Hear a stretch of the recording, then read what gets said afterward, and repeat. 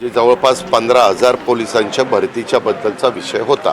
आम्ही तुम्हाला माहिती आहे की मागे अनुकंपा तत्वावरच्या भरतीला मान्यता दिली आणि त्याच्यामध्ये काही गोष्टी, काही नियम हे व्यवस्थितपणे त्याच्यामध्ये केले की कुणावर तिथं अन्याय होऊ नये. तर तो नियम झाल्यामुळं अनुकंपा तत्वावरची भरती आता आमची सुरू झालेली आहे. परंतु त्याचबरोबर आपले 15,000 पोलिसांची भरती परवा पुण्यामध्ये मी आणि मुख्यमंत्री एका कार्यक्रमाला एकत्र होतो. पुण्यात पोलीस खात्याचेच काही कार्यक्रम होते, काही पोलीस स्टेशनची भूमिपूजन, एका पोलीस स्टेशनचं उद्घाटन होतं आणि इतर पण काही तिथं वाहनं वगैरे आणलेली होती आणि तिथं CCTV कॅमेरे आपण मोठ्या प्रमाणावर बसवलेले आहेत. कारण ज्यावेळेस मुंबईसारखं, पुण्यासारखं, पिंपरी चिंचवडसारखं, नव्या मुंबईसारखं, ठाण्यासारखं, नाशिकसारखं, छत्रपती संभाजीनगरसारखं, नागपूरसारखं अशी मोठी मोठी शहरं होतात, त्यावेळेस तिथली परिस्थिती नेहमी कायदा सुव्यवस्था चांगली ठेवण्याच्या दृष्टिकोनातनं अनेक ठिकाणी आपल्याला CCTV कॅमेऱ्याची नजर ही काही स्पॉटवर ठेवावी लागते, जेणेकरून कुठेही अन्याय होऊ नये किंवा कुणावरही चुकीचे प्रसंग उद्भवू नये. त्यावेळेस मुख्यमंत्र्यांनी सांगितलेलं होतं की आपण लवकरच जे काही ज्या जागा रिक्त होतात त्या भरण्याचा तर अधिकार आहे, पण ज्यावेळेस नवीन पोलीस स्टेशन निर्माण होतात, नवीन काही आपण सुरू करतो, त्यावेळेस तिथं जुना स्टाफ काढून तिथं डायव्हर्ट करता येत नाही, कारण जुना स्टाफ ज्या त्या ठिकाणी लागतोच. म्हणून आपण नवीनची भरती करतोय, ती ह्या कारणाकरता करतोय कारण काही शहरांचं पॉप्युलेशन फार वाढलेलं आहे.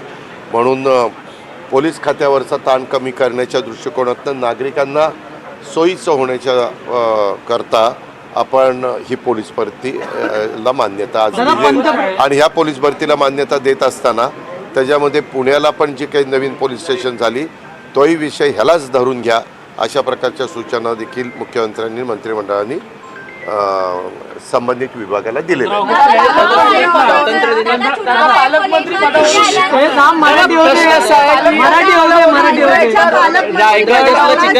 तुम्ही मला नीट प्रश्न विचारा, नाही तर मी निघून जाईल. आणि प्रामुख्याने नाशिकच्या बाबतीत जो निर्णय घेतलेला आहे त्याबद्दल बंदी घालण्यात आलेली आहे, याला प्रचंड विरोध होते. कशाला? मटन चिकनवर बंदी 15 ऑगस्टला बंदी करण्यात आली. वेगवेगळ्या ठिकाणी ही बंदी घालण्यात, मालेगाव आणि हे मी पण ती बातमी TV लाच बघितली की काही लोकांनी असं सांगितलं की तिथं बंदी घातली तर ज्यांनी बंदी घातली त्यांच्या ऑफिससमोर जाऊन आम्ही ते विक्रीची व्यवस्था करणार. आता खरं तर ज्यावेळेस श्रद्धेचा प्रश्न असतो त्यावेळेस अशा प्रकारची बंदी घातली जाते. उदाहरणार्थ आषाढी एकादशी असेल, महाशिवरात्र असेल, महावीर जयंती असेल, अशा काही महत्त्वाच्या दिवस असतात त्यावेळेस. आता स्वातंत्र्य दिन हा देशाला स्वातंत्र्य मिळून 78 वर्ष होत आहेत. आपल्या देशामध्ये, आपल्या राज्यामध्ये काही जण शाकाहारी आहेत, काही जण मांसाहारी आहेत. आता तुम्ही जर कोकणात गेला तर कोकणात साधी भाजी करताना पण तिथं सोळे, सुकट, बोंबील असलं काही काही त्याच्यामध्ये घालतात. तो त्यांचा आहार आहे. म्हणजे जरी काही जण त्यांना मांसाहारी म्हणत असले तर तो पिढ्यानपिढ्या, वर्षानुवर्ष जसं समुद्र आणि पृथ्वी अस्तित्वात आली तो त्यांचा आहार आहे आणि त्याच्यामुळं त्यांचा आहार त्यांना घ्यायला अशी बंदी घालणं बरोबर नाही, उचित नाही. आणि महत्त्वाच्या शहरांच्यामध्ये तर अनेक जाती धर्माची लोकं राहत असतात आणि ही लोकं राहत असताना मी मगाशी जसं सांगितलं, भावनिक मुद्दा असेल तर एक वेळ त्या दिवसापुरती बंदी किंवा आणखीन काही काळापुरती बंदी घातली तर लोक एक्सेप्ट करतात.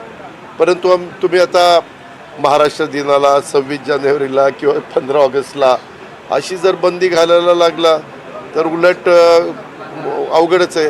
म्हणजे ग्रामीण भागामध्ये तर ज्यावेळेस एखादा कार्यक्रम असतो त्यावेळेस बकरं कापतात आणि तो कार्यक्रम साजरा करतात किंवा जेवण घालतात, अशा पद्धतीचं चालतं. पण मी माहिती घेतो, पण माझं स्वतःचं मत असं आहे की लोकांच्या भावना देखील महत्त्वाच्या आहेत, परंतु भावनेचा आणि श्रद्धेचा विषय ज्यावेळेस येईल त्यावेळेस त्या विषयाकडं त्या अँगलने बघावं. परंतु देशाच्या स्वातंत्र्याच्या बाबतीमध्ये ज्यांच्या आता आदिवासी समाजामध्ये तुम्ही जर बघितलं तर त्यांचा मोठ्या प्रमाणावर आहार हा अशा बाबतीतला मांसाहाराचाच असतो. दादा, ज्या पंतप्रधान नरेंद्र मोदींनी साखर कारखान्यांना किंवा कारखान्यांना जीवनदान दिलं, मात्र अभिनंदनांच्या बॅनरमध्ये त्यांचे फोटो नाही आहेत, त्यामुळे अजित पवारांना जनाची नाही तर मनाची लाज वाटली पाहिजे असं राधाकृष्ण विखे पाटील म्हणतायत. कुठल्या अभिनंदन? राधाकृष्ण विखे पाटील यांना एक महत्त्वाचं स्टेटमेंट केलं. असं म्हणणं आहे की साखर कारखानदारीला इथेनॉलला देऊन जीवनदान देण्याचं शेतकऱ्यांना आणि कारखानदारांना जर निर्णय कोणी घेतला असेल तर मोदी आणि अमित शहाने घेतलाय. त्यामुळे किमान त्यांचा अभिनंदनाचा प्रस्ताव तरी कारखान्यांवर व्हायला पाहिजे. ते पण अजित मग पवार करत नाही मी कशाला करत नाही? आणि त्यामुळं एक मिनिट काहीतरी राधाकृष्ण विखे पाटलांचा गैरसमज झालेला दिसतो. मी कधी पत्रकार मित्रांनो तुम्हाला माहिती आहे, मी असले अभिनंदन किंवा आता मी एका कारखान्याचा चेअरमन आहे माळेगाव कारखान्याचा. त्यांनी त्या दिवशी मला सांगितलं की 22 तारखेला तुमचा आणि मुख्यमंत्र्यांचा वाढदिवस आहे, तर आपल्याला आता कारखान्याच्या तर्फे आपल्याला जाहिरातबाजी करायची. म्हटलं अजिबात जाहिरातबाजी करायचे कारण नाही. ज्यांना जाहिरातबाजी करायची असेल ते त्यांच्या खर्चाने करतील. आपण कारखान्यामध्ये शेतकऱ्यांना चांगला भाव, कामगारांना योग्य पद्धतीनं त्यांचं जे काही मानधन असतं ते देण्याचा आपण बांधील आहोत, किंवा तोडणी वाहतूकवाल्यांना जे काही न्याय द्यायचा त्याला आपण बांधील आहोत असं सांगितलं. मी राधाकृष्ण विखे पाटलांना विचारीन, मी असं कधीच सांगितलेलं नाही. तुम्ही पण मला इतके वर्ष ओळखता, आम्ही कशाला कुणाच्या हे करू. आणि मी स्वतः कबूल करतो ना, इथेनॉलला मोठ्या प्रमाणावर पेट्रोलमध्ये मिक्स करायला परवानगीचं बंधन हे केंद्र सरकारने आणल्यामुळं, आणि ज्यूस टू इथेनॉल किंवा सिरप टू इथेनॉल किंवा बी हेवी टू इथेनॉल हे करायला प्रोत्साहन दिल्यामुळं कारखानदारीला त्याच्यामध्ये मदत झाली. त्याच्यामुळं ते सगळं श्रेय देशाचे पंतप्रधान नरेंद्र मोदी साहेब आणि गृहमंत्री सहकार मंत्री अमित शाह साहेबांना जातं. ते मी मान्यच करतो. सर, आमदारांना 10 महिन्यापासून निधी मिळत नाही. कुठेतरी मंत्री भरत गोगावले पुन्हा नाराज झाले. हे काय तुम्हाला खरंच उद्योग नाही काही. भरत गोगावलेंनी स्वतः त्या ठिकाणी सांगितलं, आज ते कॅबिनेटला आज कॅबिनेटला अनेक मान्यवर जवळपास 7 जण कॅबिनेटला नव्हते. आज पहिल्यांदा 10:30ला कॅबिनेट घेण्यात आली. काही जणांना दिल्लीमध्ये होते, काही जणांना वेगळे कार्यक्रम होते किंवा काम होतं, तिथं त्यांना जाणं क्रमप्राप्त होतं. आणि त्यांनी सांगितलं की आम्ही सगळेजण एकोप्याने महायुतीचं सरकार चालवतोय. युती ह्याबद्दलचा निर्णय मी पुन्हा पत्रकार मित्रांना सांगेन. तुम्ही वेगवेगळ्या लोकांना विचारण्यापेक्षा हा सर्वस्वी अधिकार कुठल्या जिल्ह्याला कोण पालकमंत्री द्यायचं, कुणाला कुठली मंत्रिपदं द्यायची, कुणाला मंत्रिमंडळात घ्यायचं, हा घटनेने, कायद्याने, संविधानाने त्या राज्याच्या मुख्यमंत्र्यांना अधिकार दिलेला आहे. आणि वेळोवेळी राज्याच्या प्रमुखांनी सांगितलं, योग्य वेळी आम्ही त्या 2 ठिकाणी कुणाला पालकमंत्री करायचं ते करू, म्हणजे मुख्यमंत्र्यांनी सांगितलं. आणि तोपर्यंत कुठलंही पालकमंत्री नाही म्हणून तिथलं काम आम्ही अडवून देणार नाही. DPCचंही काम चाललेलं आहे, तिथले विकासाची पण कामं चाललेली आहे. मुख्यमंत्र्यांचा 100 दिवसाच्या कार्यक्रमामध्ये आढावा घेतला जातो, त्याच्यात पण वेगवेगळ्या महत्त्वाची प्रकल्पाची कामं चालली. आता दुसऱ्या टप्प्यात 150 दिवसाचा कार्यक्रम दिलेला आहे, त्याच्यामध्ये पण कामं होतील. त्याबद्दल आपण काही काळजी करू नका. सर, राज्यात आमदारांना 10 महिन्यापासून निधी मिळत नाही. 10 महिन्यापासून आमदारांना निधी मिळत नाही असा आरोप संजय गायकवाड यांनी केलेला आहे. तुम्हाला एक माहिती आहे, त्याच्यानंतर आमच्या मंत्रिमंडळातले एक सहकारी परिवहन मंत्री प्रताप सरनाईक साहेब हे शिवसेनेचे आहेत.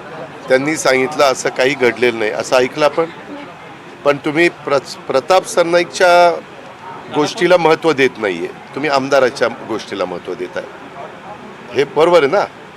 आज हे महायुतीचं सरकार आहे. स्वतः मुख्यमंत्री, दोन्ही उपमुख्यमंत्री आणि सगळ्या मंत्रिमंडळाचं बारकाईनं लक्ष आहे. यंदा मोठ्या प्रमाणावर 22,000 कोटी रुपये DPCला निधी दिलेला आहे. हा आमदाराच्या शिफारसीनेच मोठ्या प्रमाणावर त्या ठिकाणी जात असतो, त्याचबरोबर पालकमंत्र्यांच्या शिफारसीप्रमाणे.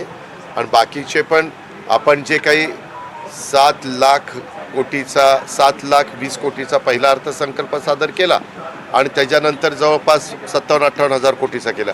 7.5 लाख कोटीचा अर्थसंकल्प सादर करत असताना आमच्या क्लास 1, क्लास 2, क्लास 3, क्लास 4चे पगार आणि पेन्शन आणि ह्या सगळ्या गोष्टी सोडल्यानंतर बाकीचा निधी तर डेव्हलपमेंटला जातो. दादा सवाल दिल्ली से जुड़ा हुआ है दादा इंडिया ब्लॉक की दादा इंडिया ब्लॉक अब जरा हिंदू दलित आरक्षण में हिस्सा मांगा है यूपी क्या, में क्या? मुस्लिम संगठनों ने हिंदू दलित आरक्षण मांगा है हिंदू दलित में जो है ये देखो पहले अभी कास्ट वाइज अभी ये जो देश में जितना भी पॉपुलेशन है उसके बारे में शुरुआत हुई है. एग्जैक्ट अपने को कुछ महीनों के बाद या ये जनगणना पूरी होने के बाद अपने को पता चलेगा कि कौन सा कास्ट कितने हैं, कितने लोग हैं. उसके ऊपर अलग अलग स्टेट अपना अपना डिसीजन लेते हैं. आपने देखा होगा कर्नाटक ने अलग डिसीजन लिया. वैसे तो शेड्यूल ट्राइब, शेड्यूल कास्ट और ओबीसी इसका रिजर्वेशन के बारे में डिसीजन लेता है वो गवर्नमेंट ऑफ इंडिया लेता है. और अगर कोई स्टेट में ओबीसी में कुछ कास्ट डालने का बाकी रहा है तो उसके बारे में भी वो सिफारिश कर देते हैं और उसके बारे में डिसीजन बाद में हो जाता है. अरे जरा रुको ना बाबा, उसको तो जवाब देने दो मुझे. तो इसीलिए अलग अलग स्टेट में अलग अलग लोग रहते हैं, अलग अलग कास्ट के रहते हैं, तो उनको संविधान ने जो अधिकार दिया है डिमांड करने का वैसा डिमांड कर सकते हैं. आखिर डिसीजन लेना है नहीं लेना है वो वहाँ के गवर्नमेंट के ऊपर है. दादा कल इंडिया ब्लॉक का एक बड़ा आंदोलन दिल्ली में हुआ. इंडिया ब्लॉक का एक बड़ा आंदोलन दिल्ली में हुआ. वो जिस तरीके से मांग कर रहे हैं कि रिव्यू होना चाहिए, चुनाव आयोग अपनी बात के चुनाव कुछ कह नहीं रहा, क्या आप चाहते हो चुनाव आयोग अपनी इस पर रिव्यू करे? सुनो, चुनाव आयोग को जैसे अपने देश में कुछ संस्थाएं ऐसी है कि उनको पूरा अधिकार दिया